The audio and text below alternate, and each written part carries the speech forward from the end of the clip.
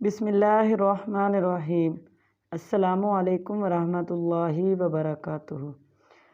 سفر المظفر کے وظائف۔ نمبر 1، روزانہ 1200 مرتبہ یا رحمٰن یا سلام۔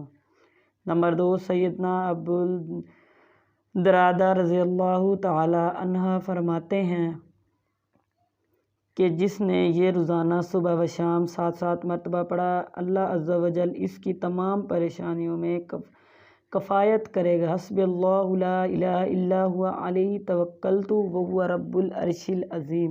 ترجمہ: مجھے اللہ کافی ہے، اس کے سوا کسی کی بندگی نہیں، میں نے اسی پر بھروسہ کیا اور وہ بڑے عرش کا مالک ہے۔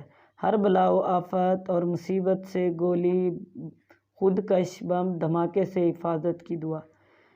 نمبر 3، حضور نبی کریم صلی اللہ علیہ وآلہ وسلم کو جب کسی قوم سے خوف ہوتا تو یہ دعا فرماتے: ہر نماز کے بعد 3 مرتبہ پڑھیں، اللہم انا نجعلک فی نحورہم ونعوذ بک من شرورہم۔ ترجمہ: اے اللہ عز و جل، ہم تجھے دشمنوں کے مقابل کرتے ہیں اور ان کی شرارتوں سے تیری پناہ چاہتے ہیں۔ نمبر 4، روزانہ 2 رکعات صلاۃ التوبہ۔